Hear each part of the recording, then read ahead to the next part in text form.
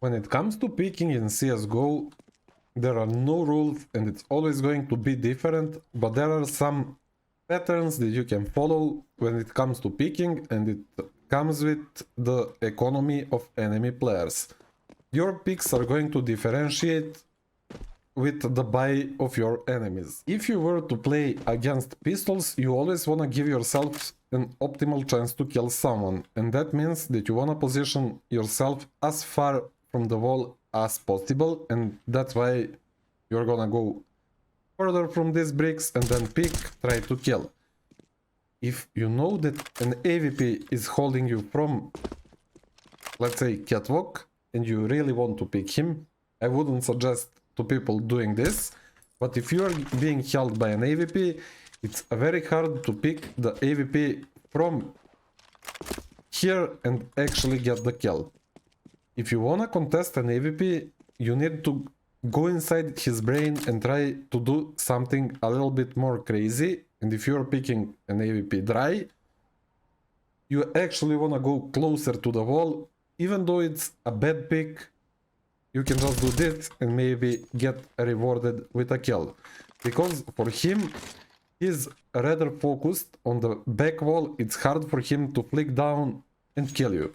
Better oppers, of course, are going to punish you, but when it comes to playing Face It and lower tier CS, you get yourself bigger chance to get the kill on an enemy opper who is holding you. The same goes for the AVP in chair. The chair guy is always gonna be focused on someone picking further away from the wall. The way this works is the speed of your model changes. The same goes for the AVP who is chair. You wanna position yourself as close to the wall as possible and then pick the guy, and I'm gonna repeat it. You only want to do this if you are forced to make a pick. You don't really wanna contest AVP dry, but if you have to contest the AVP, then you actually wanna go as close to the wall as possible and try to kill him. Because most of the oppers, they expect a jiggle pick and they're holding the further wall. Rarely you're gonna see them holding the close wall. So it gives you a bigger advantage when it comes to killing them. Same goes for any position that is common for the AVP. Let's say if you're out A and inside of sandwich, if you pick jungle area from here, your model is gonna move much slower than if you pick him from, let's say, here. What you do with this kind of pick is basically fuck up his muscle memory. He's holding for the white pick toward there, but instead you pick him from very close. It's the same on many maps, and you will easily be able to kill the AVP guy with some practice. When it comes to playing full buy rounds, again, as a short player, it's a very hard kill to kill the guy inside of chair. That's why most of the times you just forget about that position. What you do against that position is use your utility and try to force them out. As I said, what you wanna focus is being able to kill bench, either left or right side, and learn how to properly flick from one to another side. After the smoking connector is done, the only thing that you can do as the short player, and again it's a really high risk, high reward position, is to sit left side here and just hold the people to go up con. Since again there is a very small chance that someone is gonna go like this and clear con here. What people do is try to play as far from the wall as possible, and then what happens is they walk into your crosshair. That's how you are going to learn where to hold your crosshair. You need to understand what you do on T side and position yourself on city side accordingly. It's the same. When people are trying to push, let's say, B-apps, you are never gonna see people go close to this wall. They always go further away so they can jiggle angles. Again, if you are gonna play, let's say from here, holding the first window, there is no reason for you to hold your crosshair here. You are gonna hold it further back, since enemy players are most likely going to come here. Then again, you always wanna optimize the chances of yourself winning a duel. Let's say a bomb is planted on A. When you go to retake from the jungle side of the map, you have to clear one too many angles. That's why you can see most of the teams try to retake from city, because from city you don't really need a good crosshair placement, you can just look forward. The only part of the map that you are not able to clear from city is ninja and apps. That's why in any retake your goal is to molly ninja and either have someone posted with AVP towards apps or to smoke it off and then have the riflers clear the angles. When it comes to clearing angles, the first person who is going out, especially when it's time-based, needs to go as further as possible and just clear common angles and push themselves into a peak that they imagine the enemy to be. Let's say if it's me going out first from city, I'm always gonna go up until this point and clear the sandwich all the way, and afterwards I can go into clearing the other positions properly, because I already bought some kind of space for my other teammates to be able to trade me, and from here on I can go back to jiggling the angles, since I don't really need to buy space anymore. And the same story goes for this side. If you are supposed to enter somewhere and you have someone following you, you need to buy enough space for them. It doesn't really matter if you're contacting something. After some point of the round, after you bought enough space, you simply need to gamble yourself and give away your life in order for you to win the round. I'll show some of the examples of this in the game that I played, a random game from Faceit, just to explain further what I mean by saying this.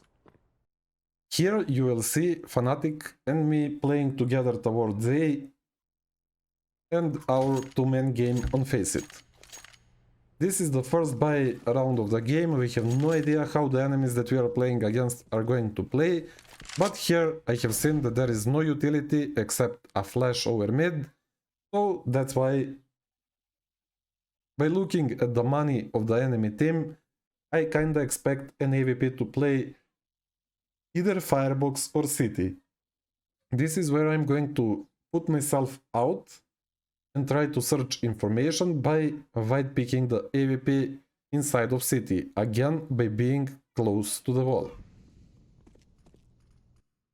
There is nothing City, so at this point in the round I already expect a player to just be hiding somewhere on A, let's say Default or Shadow. This is why I put myself into a risk and I just go and search further and further. Here you can hear Fnatic walking behind me in ramp, and now he is already ready to trade me wherever I get picked from. But this is where I am going to decide that I'm gonna gamble fully, not clear the shadow properly, and just try to get rewarded for picking jungle and connector together.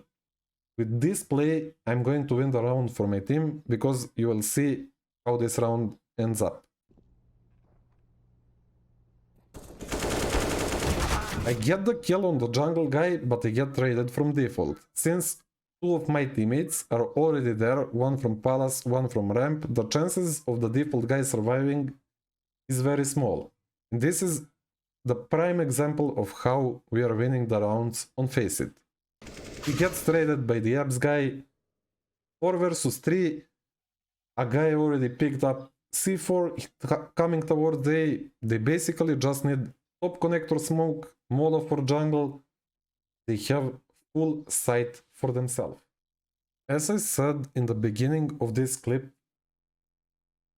positioning yourself and your crosshair and picking fully depends on what type of the buy your enemies have and what type of a buy you have. Here, let's say we are supposed to go eco, and what I expect from my enemy team to do is to either do B-split or to do an smokes round. With the good spawn for mid, I'm gonna put myself into a really good position by jumping inside of ladder room and just holding the cross for short. It's really easy to surprise enemies from here, even though people are abusing it more and more with the time. It doesn't really matter on what type of a level you play. A big chance for you is to get a kill if you position yourself in ladder room this early in the round.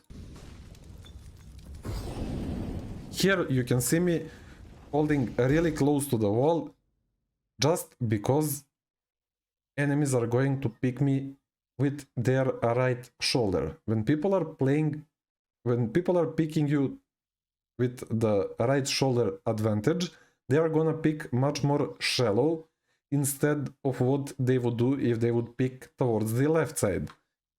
You will see here how easily I get the kill on the short guy because my crosshair is really close to the wall. I'll explain that later on the offline server, but here, look at this example. This guy from short is gonna pick me much wider than this guy would if he even picked ladder room. But look at this.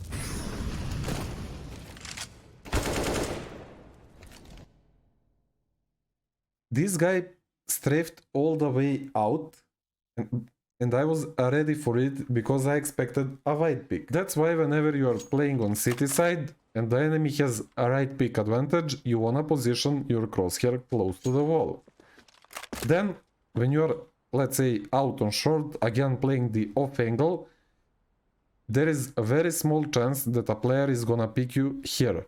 More likely is going to be here just because they don't have a right shoulder advantage anymore. They need to open up much bigger part of their body in order to see you. That's why when you are expecting a pick to the right, you are gonna hold your crosshair further than you would if it was a right pick advantage for them. It goes the same for any map that you are going to play. It's just about being able to understand how you are gonna get picked. Here, for example, I'm not saying that this is a good angle, but if I already put myself into a wrong situation, I need to play it to perfection. If I'm getting picked to the left, I'm always posting my crosshair as close to the wall as possible. If I'm getting picked to the right, I'll move it further away because players need to show much more of themselves in order to see you. And you give yourself more chance to react. You don't need to readjust your crosshair as much. Let's say you are playing towards ramp and you need to pick the AVP who is playing under heaven. It doesn't really matter if you have the best crosshair placement for the backup guy, for the forbidden guy. If you are picking him normally, he will always have the advantage. What you need to understand is how you should pick him. Let's say, if it's AVP here holding, he is gonna position himself, let's say, like this. More experienced players are gonna position their crosshair even lower, so they get the chance to kill even the guy picking them from close. That's why, if I know that the AVP is playing there, I'm just gonna go for the straight pre-fire and pick as close to the wall as possible in crouch. Some people would say it's a Xantares pick or however you wanna call it, but you give yourself an optimal chance to pick them. As I already showed on Nuke and Mirage, if you are city side and you are getting picked like this, you wanna position your crosshair a little bit further from the wall. You don't wanna hold it close to the wall, because, as I said, if enemy wants to pick you here, they need to expose the much bigger part of their body in order to see you. That's why you are never gonna hold your crosshair really close to the wall, but you hold it a little bit further. Then again, if you know that a city side player is holding their crosshair a bit further from the wall, if they are a complete player, better player, what you want to do if you're this side, you wanna bait them into moving their crosshair closer to the wall and then strafing, trying to kill them. It's basically like a chess. You wanna force them to make a move in order for you to be able to just kill them easily. After all of what I said, I'm just gonna show you some prime examples of how you can easily bait the shot from AWP and not die, and how to put yourself in a more favorable position to win a duel. I'll download one more demo of my Faceit games and try to show it on an example during the game. Here you can see us playing against an AWP and 4 pistols, and of course what you would like to do is go where the AWP is not. The problem is what people usually do, they put the AWP in some faraway position and they try to get the either early entry or to get the early info and stack the other position. Here we get entry on A, but there is a very big chance that there are much more players towards A, and we lose a guy on B to the AWP. Here I'll force myself into a pick that is not really good, but I'll again give myself the biggest chance of getting a kill.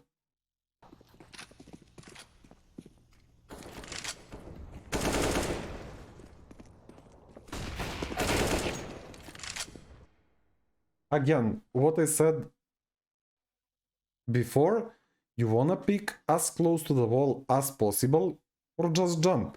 There are no rules when it comes to picking in CSGO. You can do whatever you want, you just need to follow some kind of patterns. The problem is when enemy team understands what you are going to do.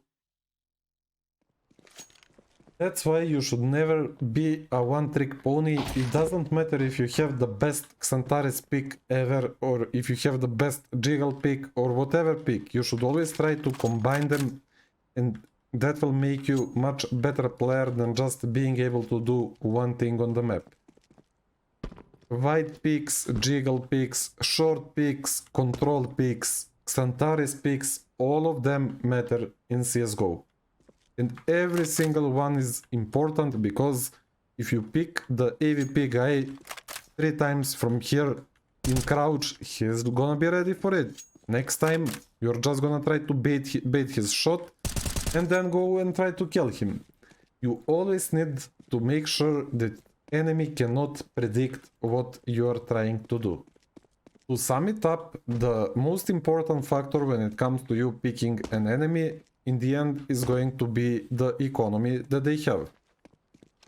You are always gonna pick different when it comes to deagles, rifles or AWPs. It's never going to be the same. And then on top of it, even when you are picking an AWP, even though there are some patterns, you should never follow them blindly. You should practice all of your picks and try to improve as a complete player. That's why whenever you are in a position to practice your picks, it doesn't really matter if it's on a deathmatch server, aimbot, just offline server. You should always try to move and put your crosshair in the positions where you would pick enemies. All of the offline deathmatch, aimbot hours, Faceit hours can help you improve further and further in this game and help you become the best version of yourself. Just a reminder, try to find the patterns of the enemy player that you are playing against. It will make your life much easier when it comes to crosshair placement, when it comes to picking, when it comes to anything in CSGO. Whenever you play the game, try to find out what short player likes to do, what window player likes to do, what connector player likes to do. If you are a mid player, if you are a B lurker, try to find out how the B player is playing. Always search for the mistakes in their gameplay, because nobody is playing perfect CS. To end the clip, I just wanna say that I hope with this I have explained something, because it's really hard to speak about picking and crosshair placement, because much of it comes from experience of just playing the game. After some time you understand where you are getting picked, how you are getting picked, when you are supposed to pick, how you should pick. Simply no rules to it. It's always gonna be different. Every game is gonna feel different. You just need to optimize your chances to win duels.